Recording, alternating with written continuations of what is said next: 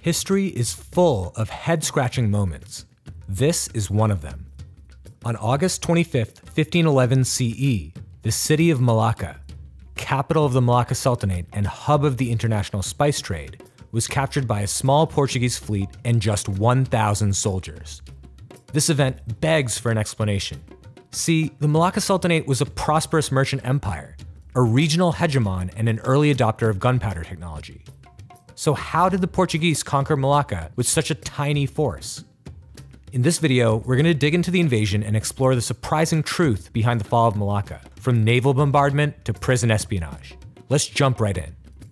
In the early 1500s, the Portuguese were intent on controlling deep ocean trade in Asia.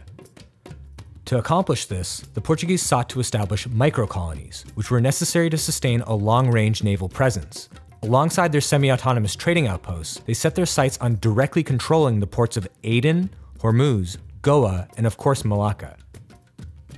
For Malacca, trouble first began in September 1509 CE, when a Portuguese trade mission arrived at the city under the command of Diogo Lopes de Siqueira. Their goal was to open up a trading post and slowly interfere with the trade between Malacca and its contemporaries, specifically its contemporaries in India and the Arab world. Initially, peace prevailed. Mahmud, the Sultan of Malacca, was not only young and inexperienced, but was also an opium addict. Not exactly a winning combination. Perhaps he was high when he agreed to let the Portuguese establish a trading post alongside other foreign merchant communities. 20 Portuguese men were allowed to dock and begin construction.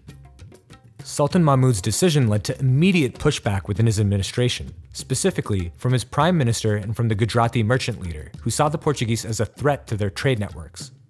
Mahmud was eventually convinced that the Portuguese could not be trusted. Under cover of darkness, Mahmud's fleet, disguised as merchant vessels, launched a surprise attack on the Portuguese ships anchored in the harbor. Outnumbered and outgunned, Siqueira called for a hasty retreat back to India. In doing so, he abandoned the 20 Portuguese men who were setting up the trading post in the city. The stranded Portuguese were imprisoned but not executed. Big mistake, for among the prisoners was a man whose secret communications would set the stage for Portuguese conquest, the soldier diplomat Rui de Rojo. By 1510 CE, changes were afoot.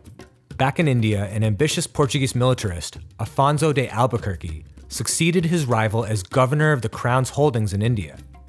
Afonso was a real go-getter. Despite many failed attempts, he finally took control of the small but strategically important province of Goa. Having secured Goa, Afonso set his sights on Malacca.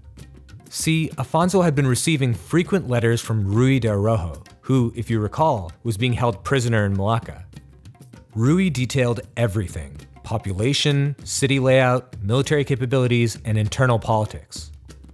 But wait, how did the imprisoned Rui send letters to his Portuguese comrades across the Indian Ocean? This is where things get interesting. Rui was aided by a powerful merchant lord known as Nainachatu, the leader of the Tamil Hindu community in Malacca.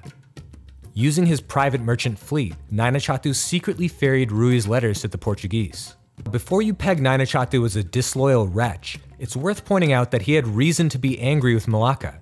His beloved uncle had just been brutally executed by Sultan Mahmud earlier that year, and under false pretenses. See, Nainachatu was merely a symptom of a larger problem in Malacca. Let me explain. As an international trade hotspot, Malacca was tremendously diverse, but bad governance bred favoritism. As Malays formed the core constituency of the Sultanate, they were given many systemic advantages. For example, non-Malays were charged higher import and export taxes. Despite this system, the wealthiest and most influential merchants were actually foreigners: Tamil, Gujarati, Javanese, Arab, Burmese, Bengali, and Chinese. Resentment festered, and in 1510 CE, the House of Cards finally collapsed. Prime Minister Tun Mutahir, a Tamil, had become a notorious figure in Malacca's administration. There was a perception that he was using his position to bolster his family and community. Sensing an opportunity, Admiral Khoja Hassan spread a false rumor that Tun Mutahir was scheming to overthrow the Sultan. Khoja Hassan implicated the Prime Minister, along with the Tamil merchant lord, Javanese religious leader, and several others. Sultan Mahmud ordered the execution of everyone that Khoja Hassan falsely accused, as well as their households. This bloodshed earned the Sultan many new enemies. He shattered the loyalties of the Tamil and Javanese communities in the city, Plus, he'd already lost the support of the Chinese community, who despised him for his unfair policies towards them. And so the Sultan was left with very few genuine supporters in Malacca. Back in India, Afonso de Albuquerque was well aware of these developments thanks to the information conveyed by Rui de Rojo, his insider in Malacca.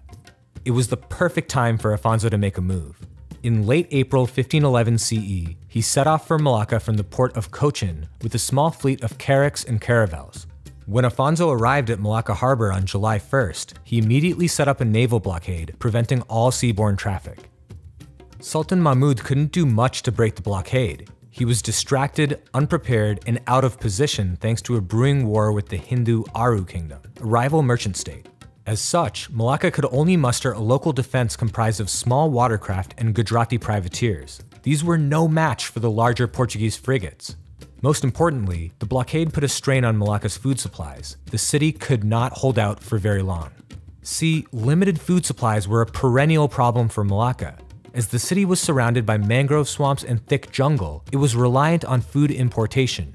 It imported rice, dried fish, livestock, and other items traded along local sea routes. Afonso was now in a fantastic position to bully the Sultan. He opened up negotiations and asked for the return of the 20 Portuguese prisoners, as well as compensation for their troubles. Though the Sultan initially delayed negotiations so that he could try and send word to his main fleet to break the blockade, he eventually decided to free the prisoners and return them to the Portuguese. But Afonso didn't lift the blockade. Instead, he raised the stakes, demanding permission to build a fortress. This was nothing more than a distraction. In truth, Afonso was committed to conquest, and the released prisoner Rui de Rojo, now back with the Portuguese, had devised a brilliant plan to take the city. According to Rui de Rojo, the Sultan had up to 20,000 men at his disposal, primarily Javanese, Persian, and Turkish mercenaries, but also local Malay soldiers. This was likely an overestimate, however. Afonso later reported that only 4,000 men on the Malacca side were battle-ready. On the Portuguese side, there were 1,000 men, with a roughly 70-30 split of Portuguese and Malabar Coast Indian soldiers. This force included riflemen, crossbowmen, and heavily armored pikemen. The Portuguese were outnumbered, but it was not an impossible hurdle. In fact, they were poised to take the city if they could find a strong position from which to press the attack, one that would minimize the Sultan's statistical advantage and enhance the impact of their naval artillery. Fortunately for the Portuguese, Rui identified the perfect location: the lone bridge connecting the northern half of Malacca City, a commercial area known as Upe, from the royal quarter. Afonso learned that if he could control the bridge, he would be able to divide the Sultan's forces. Control over the bridge would then allow the Portuguese to funnel their enemies into a narrow area, giving them numerical parity.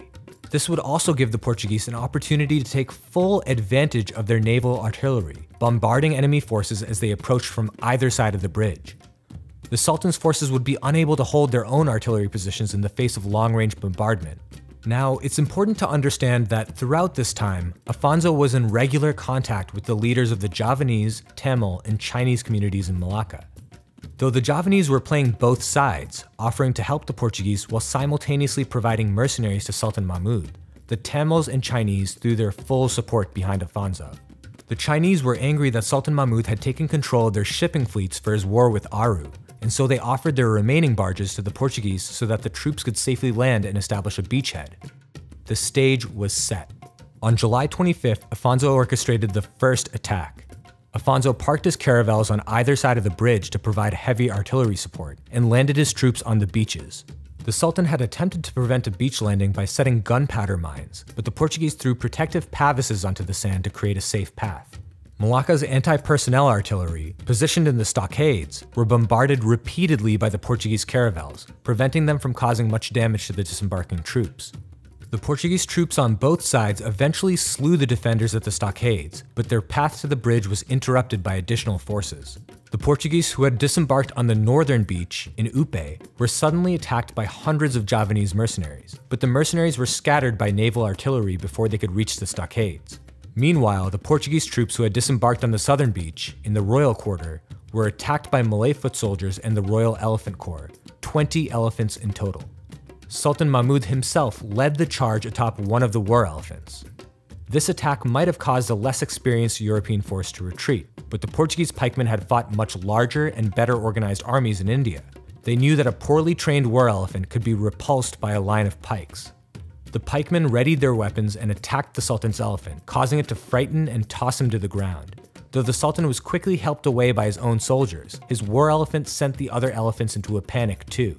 Their thrashing sowed chaos among the defenders, who retreated.